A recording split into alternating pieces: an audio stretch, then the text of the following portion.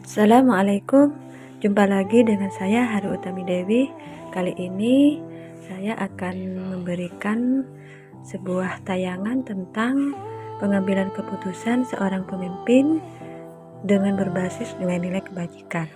Nah, silakan kalian simak ya.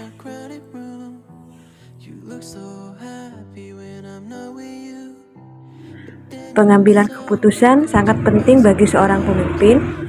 Oleh sebab itu, maka seorang pemimpin harus mempunyai dasar dalam mengambil keputusan. Yang pertama, berpihak pada murid. Yang kedua, berdasarkan nilai kebajikan. Dan yang ketiga adalah bertanggung jawab.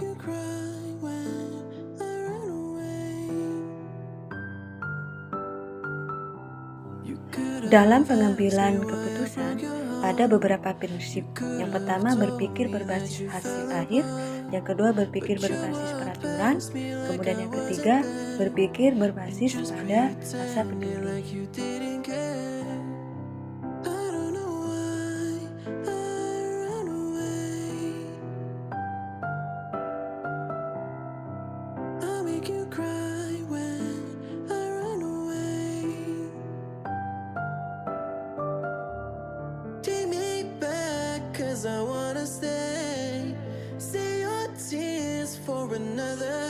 Dalam pengambilan keputusan, saya sebagai calon guru penggerak belajar kepada para kepala sekolah yang telah pengalaman. Di sini saya mewawancarai Kepala Sekolah SMA Negeri 1 Sumeneb sebagai kepala sekolah saya, kemudian mewawancarai Kepala Sekolah SMA Negeri 1 Bunto dan Kepala SMA Negeri 1 Kaliangat. Berikut adalah topik wawancara dari bagaimana cara pengambilan keputusan yang tepat.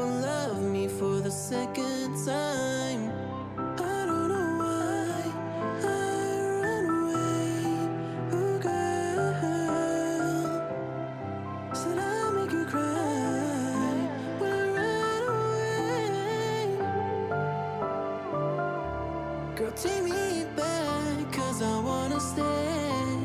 Say your tears for another. I realize that I'm much too late.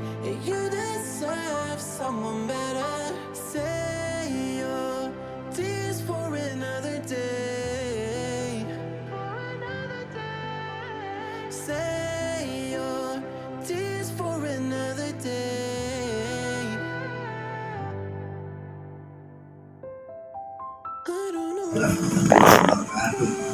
Maaf Pak mengganggu waktunya.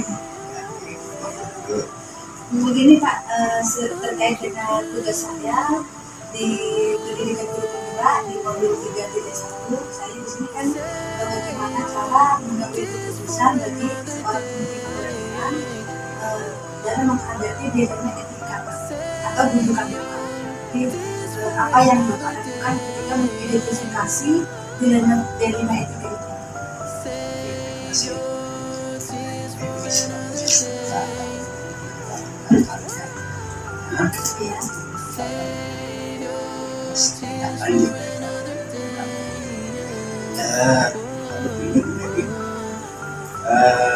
Setiap pimpinan itu pasti akan mengeluarkan sebuah keputusan, dan keputusan itu adalah sebuah kebijakan.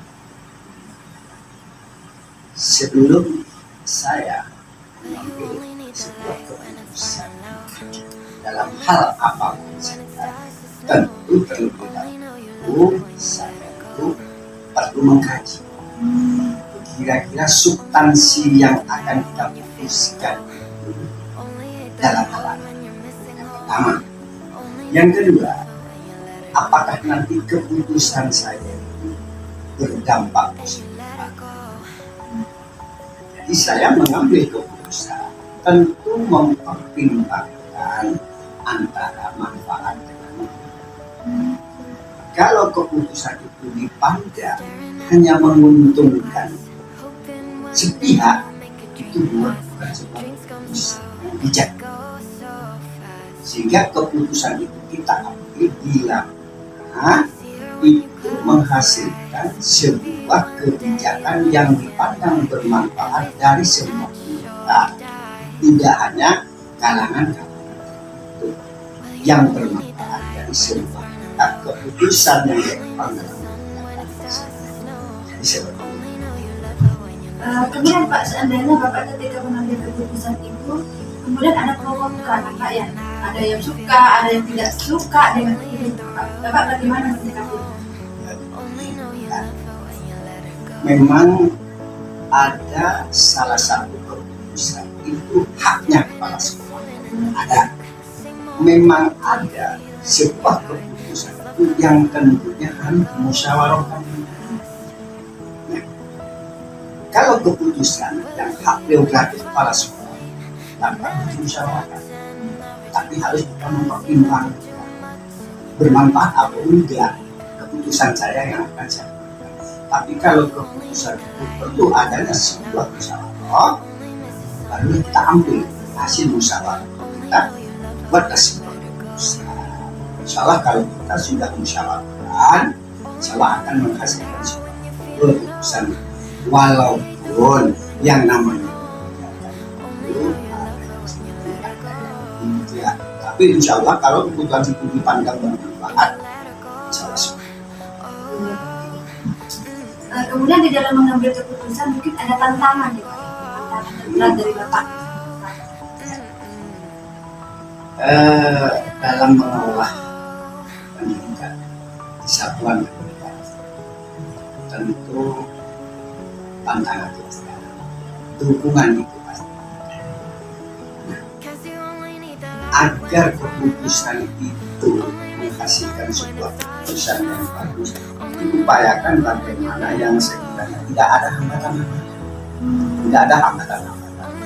Makanya bagus sebelum kita kita pelajari. Sehingga kalau sudah kita mengkaji, kita pelajari, insya Allah akan menghasilkan sebuah keputusan. Mungkin ada faktor-faktor yang mendukung Bapak ketika mengambil keputusan.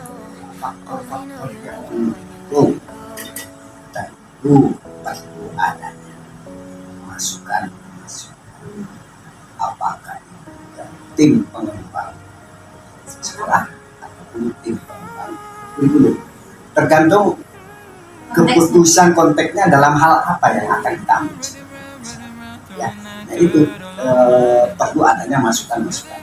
Itulah faktor dulu kelancaran untuk mengambil keputusan oleh seorang. Mungkin dalam suatu mengambil keputusan mungkin ada apa Bapak memutuskan saat itu atau ada jangka waktu atau bagaimana Bapak? Kebiasaan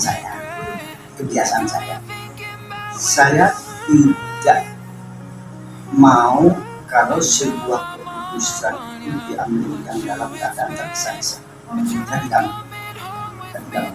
Berilah kesempatan saya untuk kita mempelajari, berpikir dalam hal sebuah keputusan. Jadi kepemimpinan saya tidak menginginkan mengambil sebuah keputusan dengan waktu. Karena kalau waktu yang terlalu cepat, kapan kita mau mengkaji, kapan kita mau menganalisa. Kalau kita menganalisa mempelajari, insya Allah akan menghasilkan hasil. Jadi mungkin Bapak bisa memberikan bimbingan kepada saya, karena suatu saat kelak nanti mungkin saya di sini menjadi pemimpin pembelajaran, entah itu tidak tahu saya Pak. Tapi setidaknya apa masukan-masukan atau bimbingan Bapak kepada saya karena Bapak harus sekolah saya. Jadi begini, yang jangan bukan hanya kepala sekolah saja. Jadi guru itu juga jadi guru itu merupakan public figure.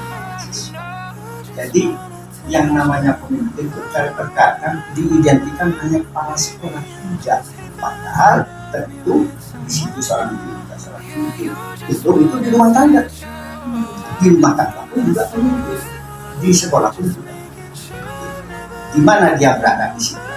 Seorang pemimpin. Sama dengan saya pemimpin di satuan pendidikan.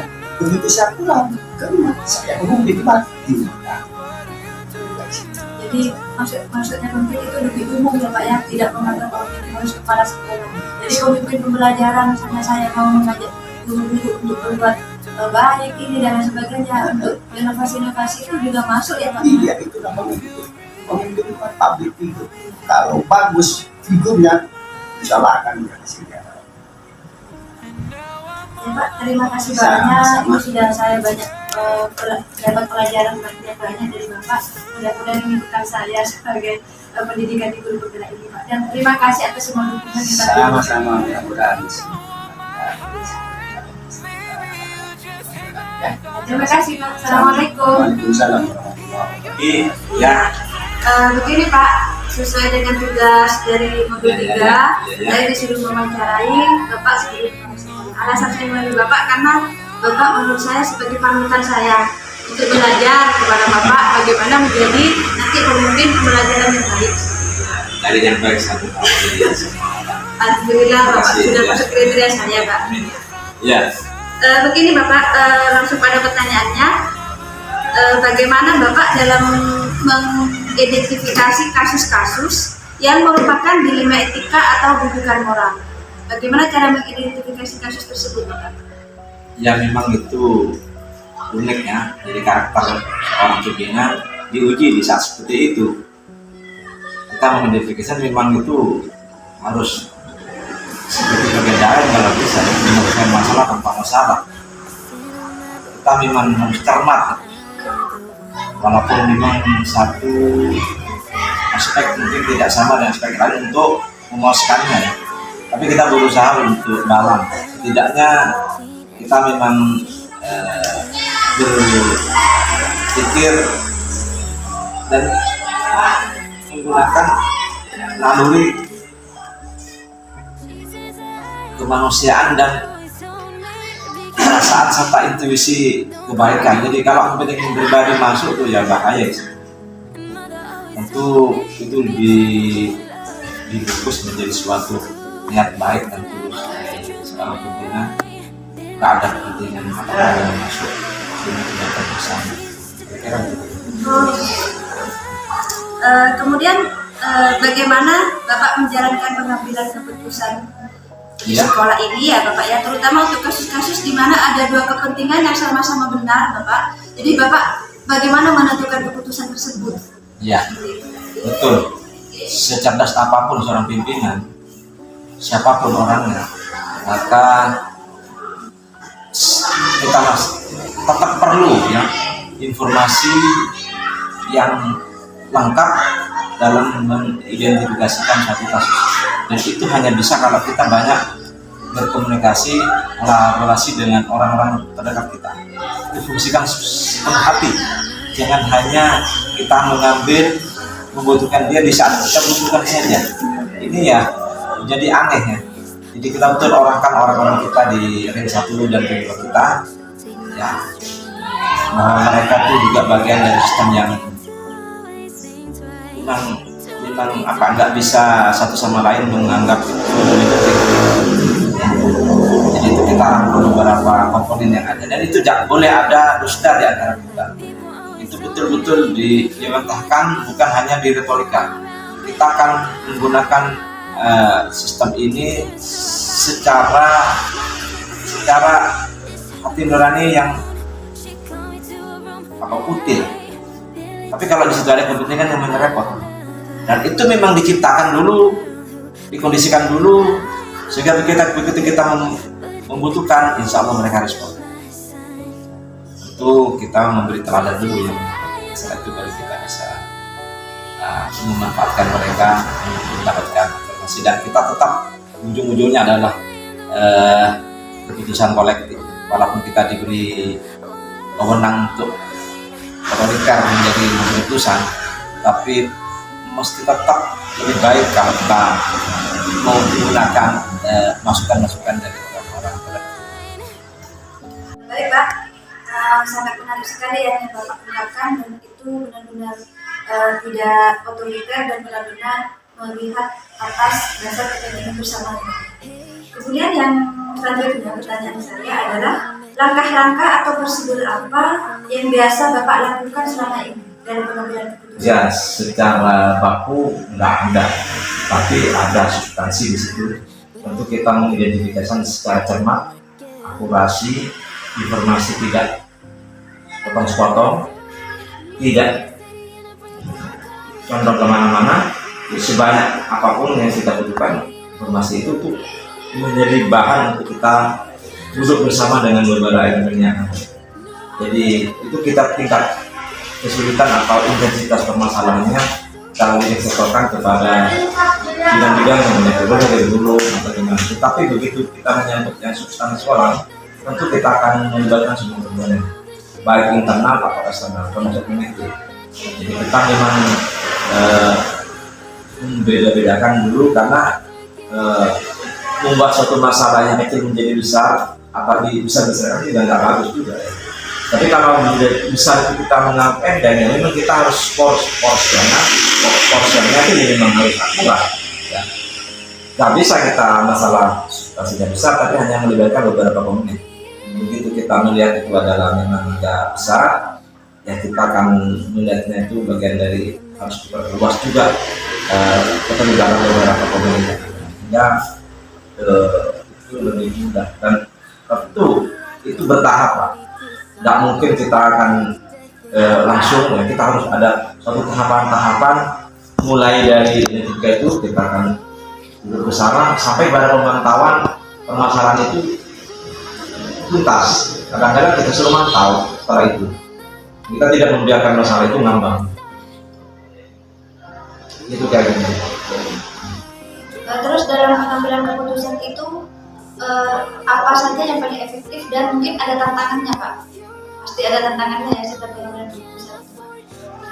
Ya kalau efektif itu jelas Pak, kebersamaan itu kata kuncinya. Betul itu jadi dan teladan Pak. Kita yang kita pimpinan itu iya di depan, tapi tidak di belakang itu yang lain. Dan di sana kita di sini selalu mengedepankan tidak ada dan tidak ada kita dalam segala hal.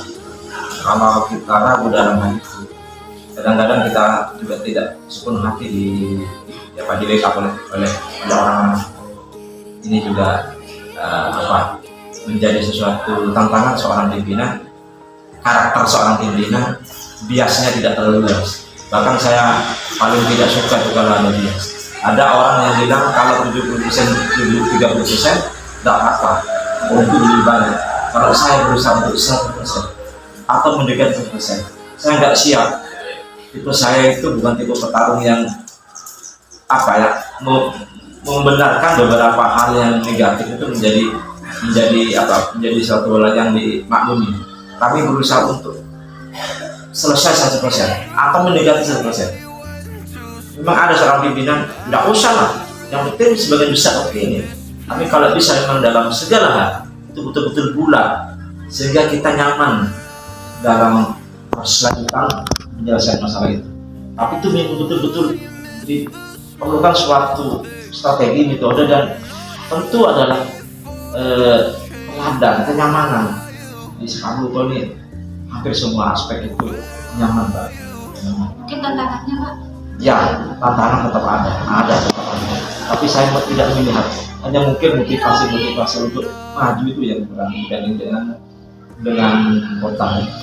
Macam-macam lah. Mungkin karena juga di sini agak jauh, sehingga nyampe dari jauh mana ada masalah.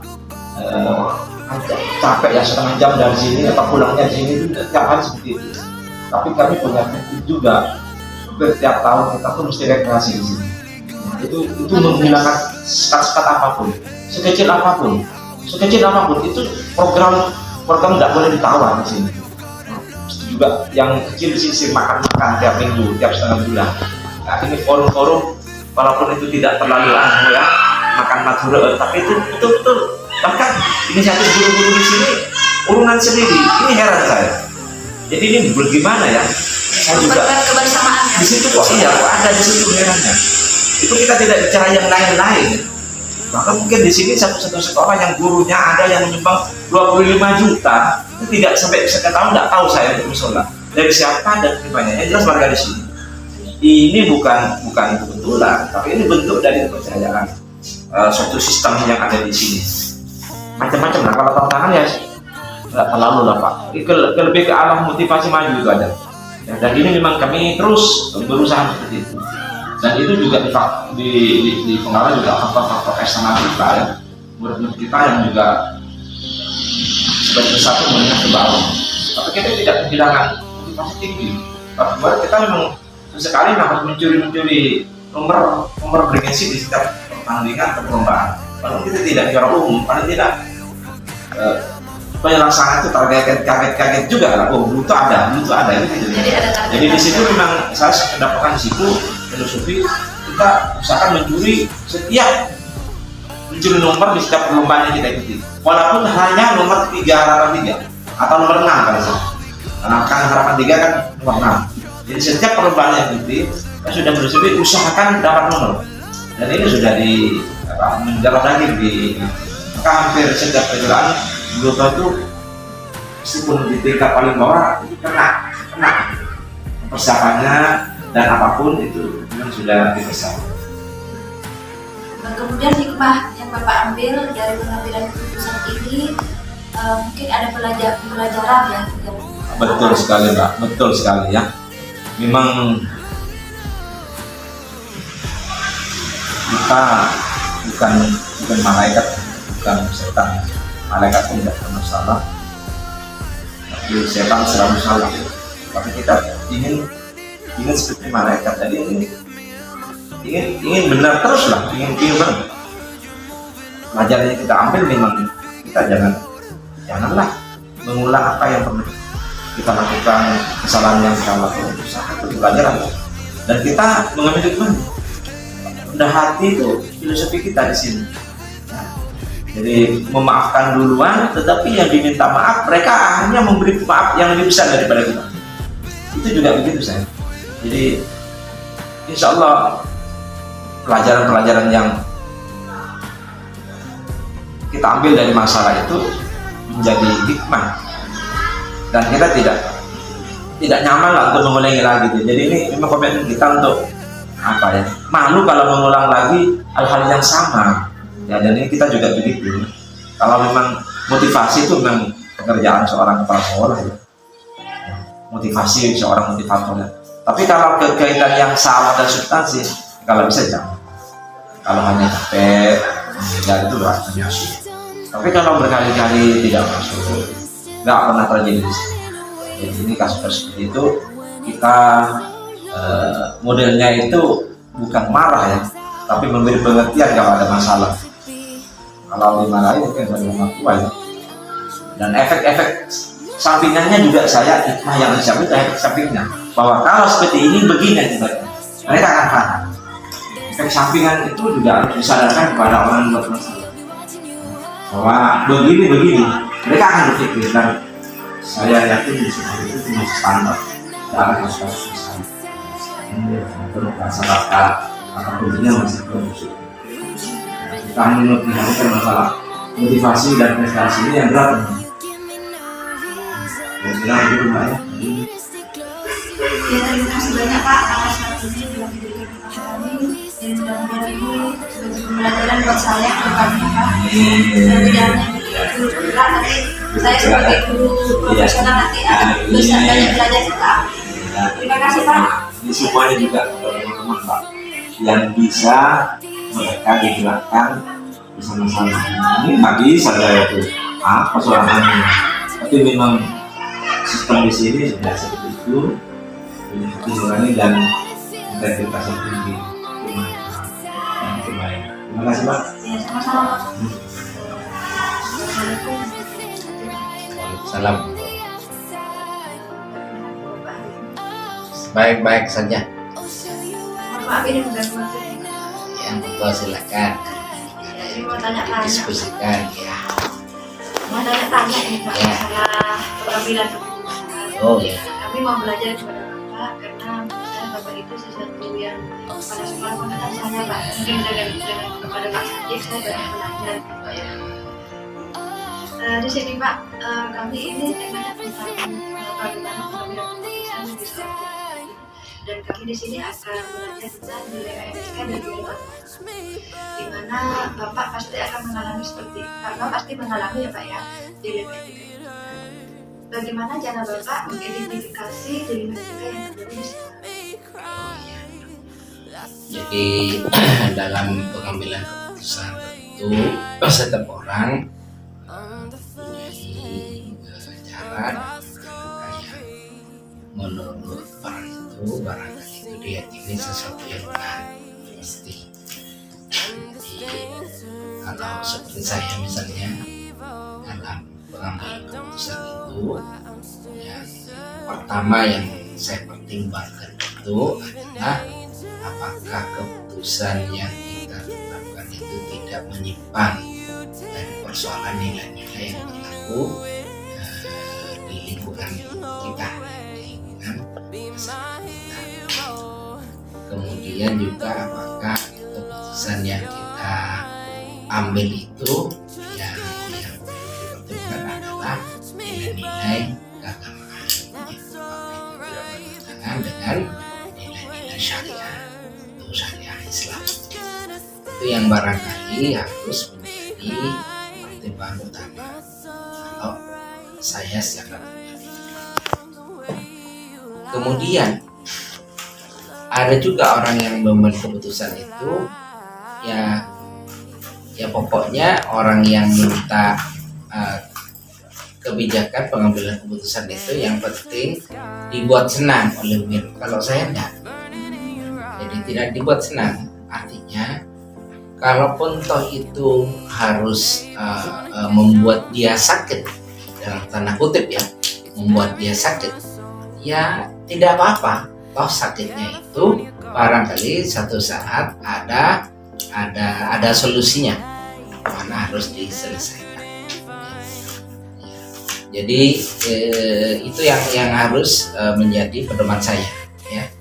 Jadi yang pertama itu nilai yang berlaku dalam masyarakat, yang berikutnya adalah nilai keagamaan. Kalaupun yang diambil kemudian itu tidak bertentangan dengan nilai, itu terus kita laksanakan ya. Kemudian pertimbangan yang barangkali sering dilakukan oleh orang itu, pertimbangannya itu menyenangkan orang yang minta keputusan. Kalau saya enggak, bukan itu. Hatta persoalannya itu kemudian menyakitkan orang itu, selama itu tidak bertentangan dengan nilai, itu yang barangkali saya ambil keputusan itu. Ya. Kalaupun toh itu menyenangkan kepada orang yang minta keputusan itu, tetapi itu bertentangan dengan nilai-nilai yang kita anut ya, itu tidak saya jadikan sebagai sebuah keputusan. Itu yang pertama. Kemudian kalau misalnya satu saat apa yang kita ingin ambil keputusan dan apa yang diminta oleh orang yang minta keputusan barangkali itu sama-sama tidak bertentangan dengan nilai, tetapi keputusannya itu berbeda satu sama lain, ya maka saya katakan itu kepada orangnya itu hanyalah win-win solution saja. Jadi keputusan yang sama-sama menyenangkan diambil ya, barangkali itu bisa untuk yang bersangkutan ya, baik untuk yang bersangkutan tapi juga bisa baik kepada saya sebagai win-win solution. Kalau misalnya sama-sama tidak bertentangan dengan nilai-nilai yang kita tentukan, itu barangkali hal yang perlu menjadi perhatian yang berikutnya. Setelah yang pertama tidak bertentangan dengan nilai, yang kedua sama-sama nilainya betul, yang monggo silahkan diambil keputusannya berdasarkan keputusan dari teman yang kita. Terus bagaimana Pak prosedurnya? Mungkin ada prosedur atau hal yang bisa Pak lakukan saat itu? Ya, betul ya. Prosedurnya tentu yang pertama itu adalah kita melihat dulu aturan-aturan yang ada di sistem yang dianut oleh kelompok atau masyarakat. Ya, kalau di perkantoran, di sekolah, ya kita kita melihat dulu apakah keputusan itu tidak bertentangan dengan aturan-aturan yang ada di dalam sekolah. Itu yang pertama. Ya. Jadi saya minta kepada Bu Dewi misalnya, tolong pertimbangkan apakah keputusan Bu Dewi itu tidak bertentangan dengan nilai-nilai yang ada di kelompok kita, ya, di sekolah kita. Itu yang pertama. Yang kedua itu adalah, ya, itu kan saya tadi pertimbangannya nilai. Apakah nilai-nilai yang apakah keputusan yang diambil itu kemudian tidak bertentangan dengan nilai-nilai masyarakat secara umum. Ya. Kemudian yang ketiga, pertimbangannya adalah, ini sebenarnya pertimbangan yang paling pokok adalah apakah keputusan yang diambil oleh Bu Dewi misalnya itu tidak bertentangan dengan nilai-nilai masyarakat. Itu yang tadi jadi pertimbangan. Kalau semuanya sudah tidak bertentangan dengan nilai-nilai yang disepakati oleh kita, masyarakat, dan juga di dalam Islam hal-hal itu tidak bertentangan dengan ajaran Islam, saya pikir saya sepertinya akan memberi kebebasan kepada untuk mengambil keputusan.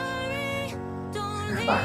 Kalau Bu Dewi dipaksakan dengan keputusan saya, walaupun menurut saya itu benar, tapi menurut Bu Dewi itu kurang serp, ya saya juga kurang nyaman memaksa orang lain untuk memaksa. Tapi tetap saya akan bantah Bu Dewi, keputusan yang Bu Dewi itu apakah memang menghasilkan sesuatu yang baik untuk sekolah ini, untuk pelajaran di sekolah itu, tidak menjadi keputusan saya, tetapi keputusan bersama. Mungkin begini Pak, di setiap keputusan itu pasti ada tantangan. Oh iya. Pasti ada tantangan. Ya. Mungkin Bapak bisa sampaikan. Ya itu tadi. Maka ketika Bu Dewi mengambil keputusan yang Bu Dewi putuskan yang memang berbeda dengan keputusan pimpinan, maka tentu saya akan melihat bagaimana nanti Bu Dewi ketika melaksanakan itu mampu mengatasi tantangan yang utama dari kebersamaan itu adalah tantangan dari teman-teman. Karena setiap apa yang diputuskan oleh Bu Dewi tentu mungkin bisa jadi bertentangan dengan keinginan teman-teman yang lain. Ya.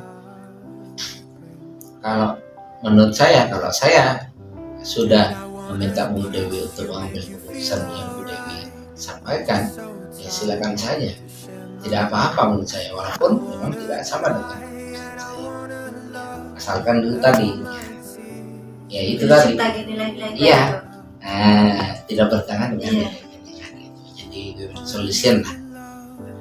Jadi intinya tetap, jadi tantangan itu adalah tantangan ketika menghadapi ketika keputusan kita ambil, kita pun ternyata ada pro kontra, ya, Pak. Ya, betul. Ketika menghadapi yang kontra dengan kita, bagaimana?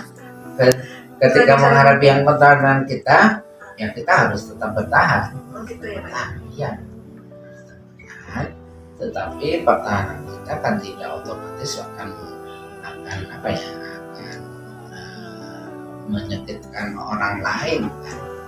Dan tidak secara otomatis ya kita akan ajak diskusi bersama.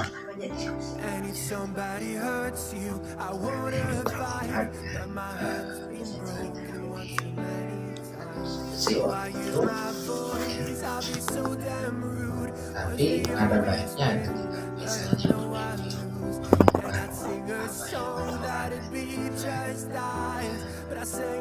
ya Bu Dewi juga tidak memaksa malu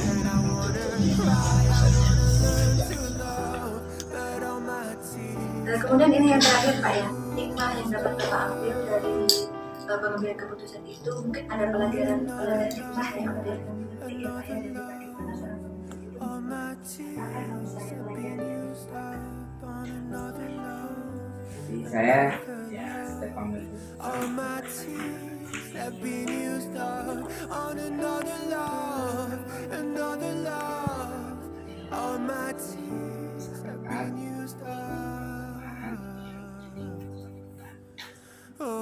Apa hikmahnya?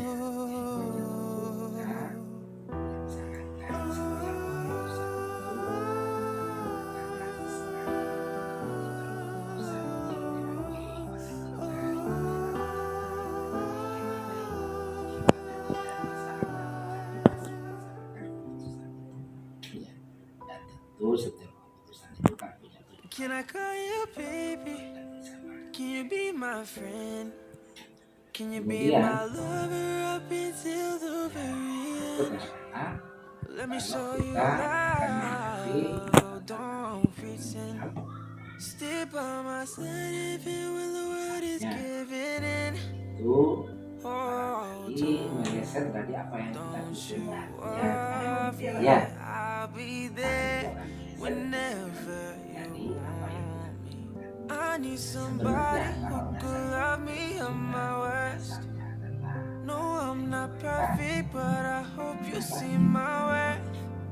Cause it's only you, nobody knew I put you first.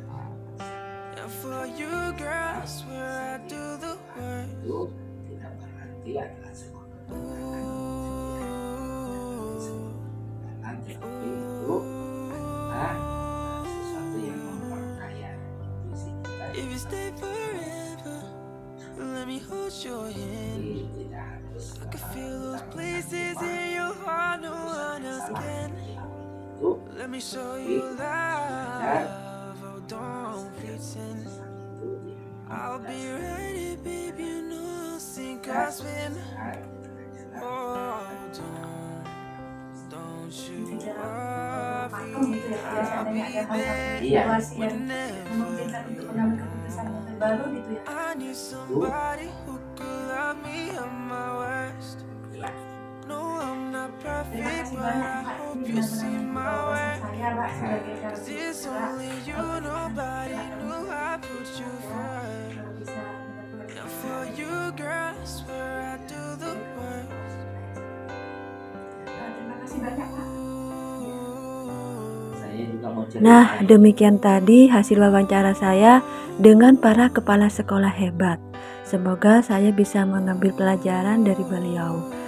Semoga bermanfaat ya. Terima kasih, sampai jumpa. Salam guru hebat.